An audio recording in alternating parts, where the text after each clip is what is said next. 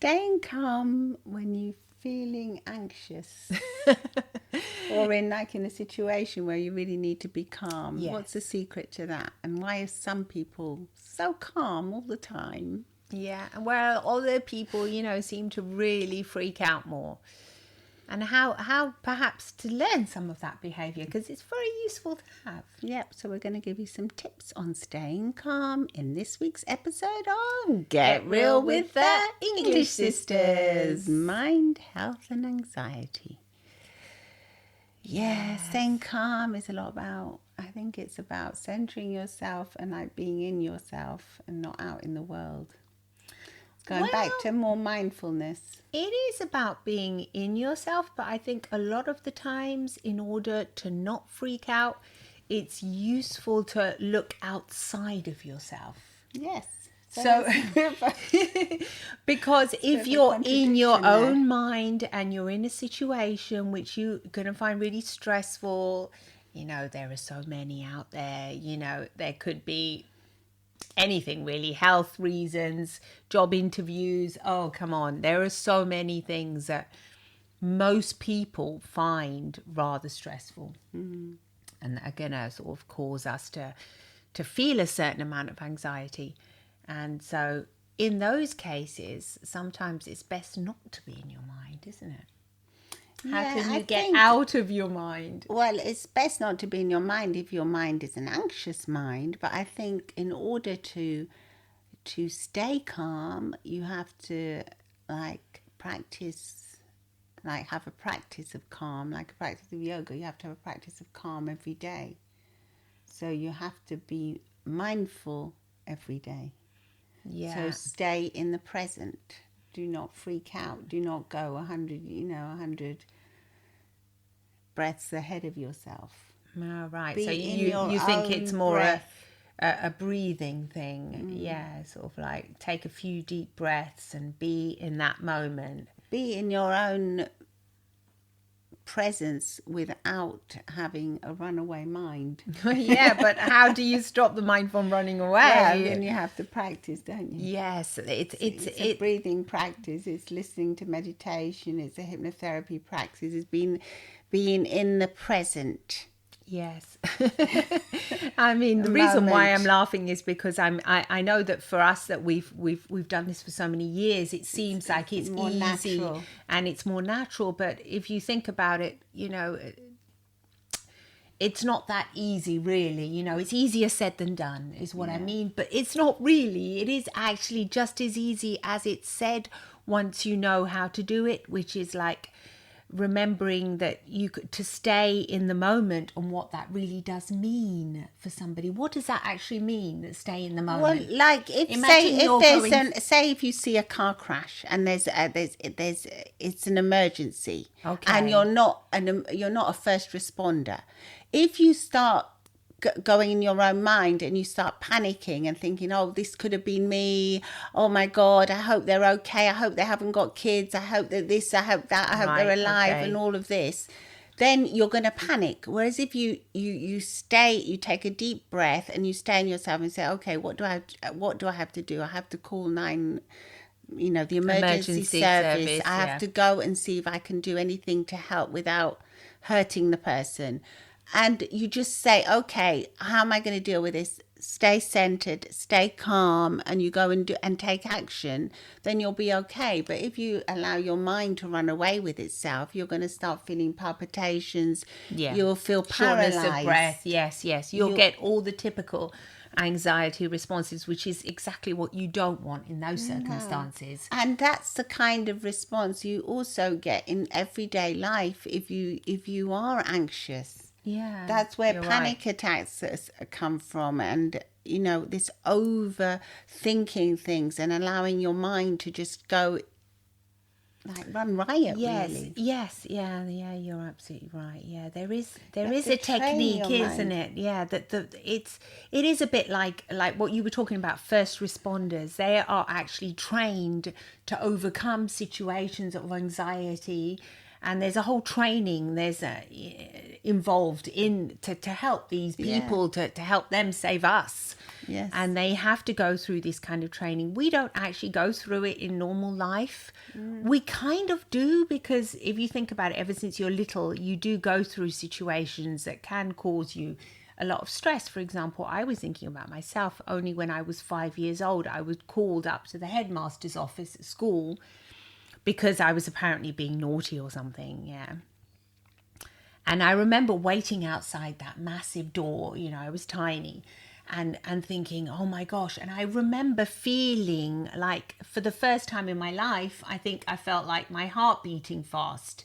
I remember that, and I was thinking, gosh, this is going to be really scary. You know, the headmaster, he's like a big scary person. And Actually, so, would if you were tiny and fine. because I was literally 5 years old, and the teacher was screaming at me, and I remember it was just because I wasn't good. I could not understand maths, and in those days, unfortunately, it was a Catholic school. They were extremely strict, and I had dyslexia, which that nobody knew about in those days. So, or dyspraxia, I can't remember the one with the numbers. Dyscalculus, yeah.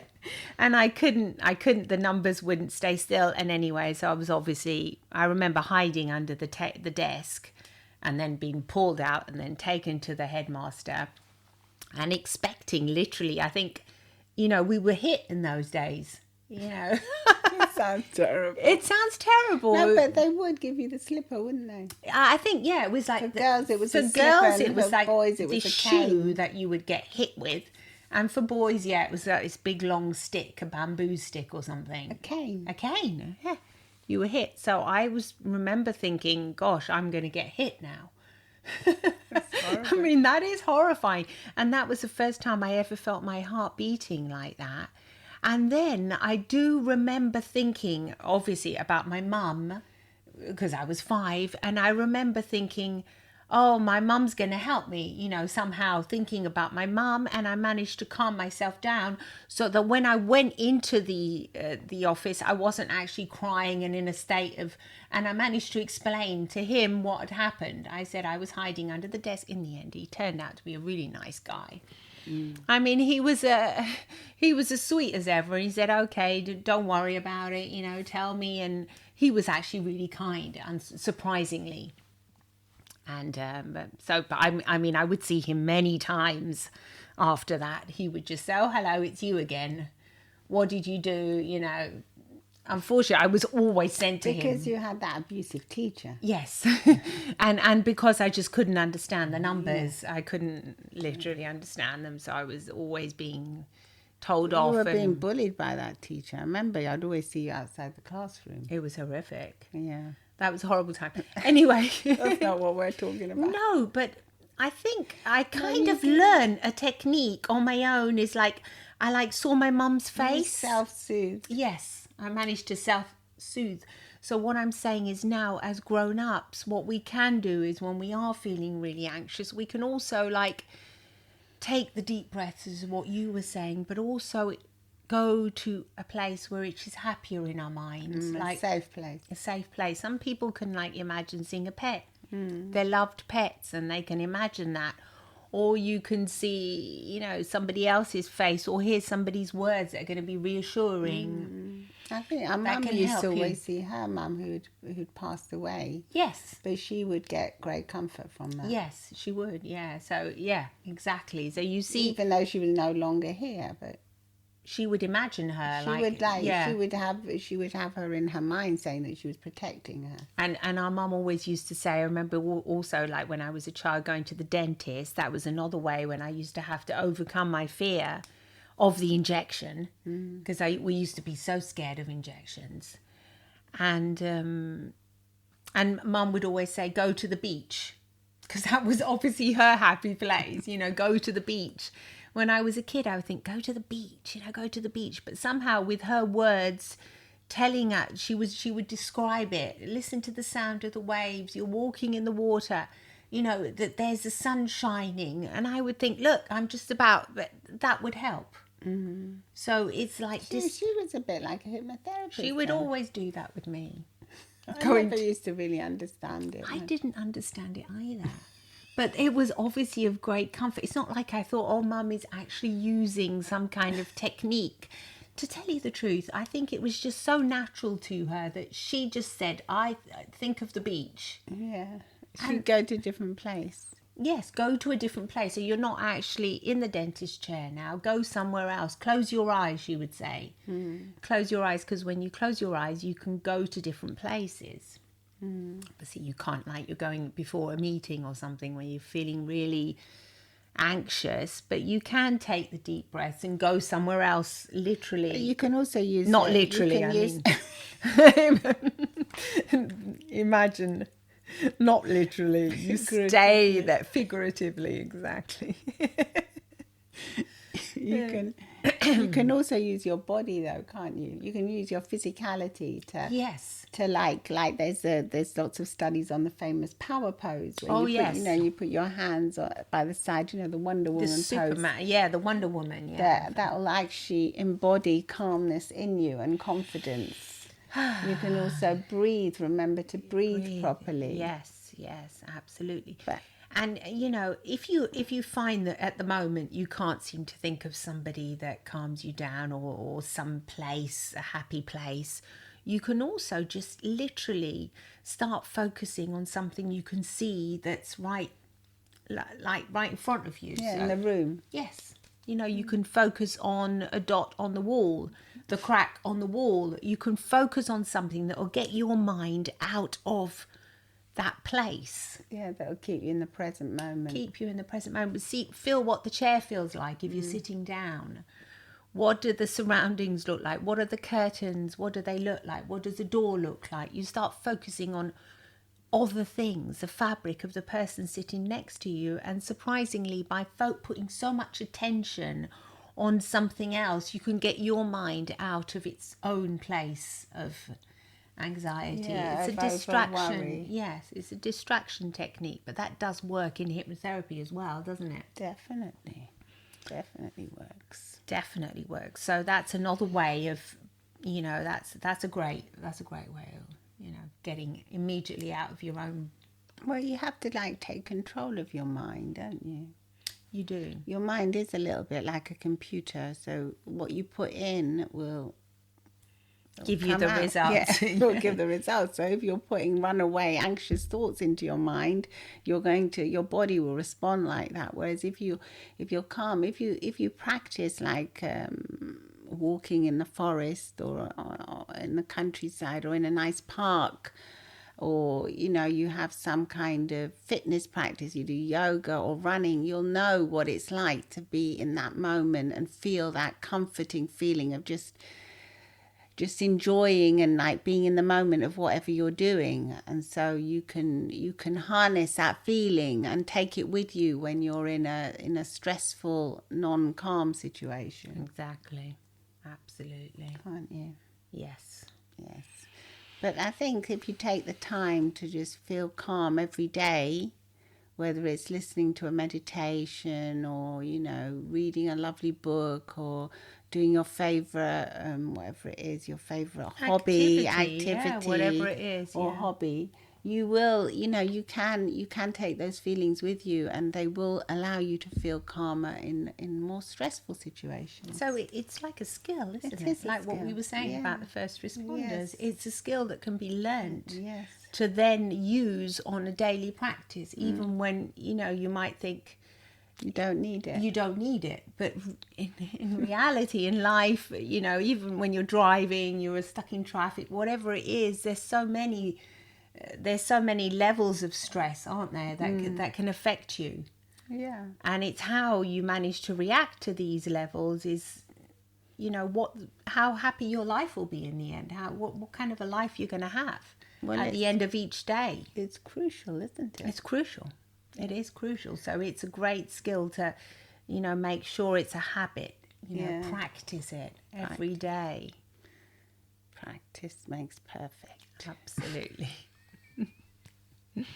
It really does. Perfection does not exist, but yes. No, it kind of makes it so that you can... Makes it okay, I think. Yeah, so that you can handle,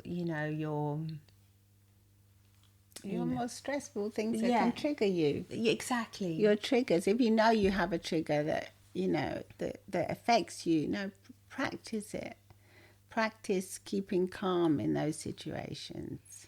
If you have someone if you have someone, I'm just thinking, if you have a person that really gets to you every time you see them and makes you feel really anxious, remember prepare yourself before you're going to see them. So do the power pose, do these little tricks where you put your hands on, you stand up tall as a tree, and you can imagine a cord holding you up and feeling powerful. Put your shoulders back and then go with a deep breath before you talk to them. Absolutely.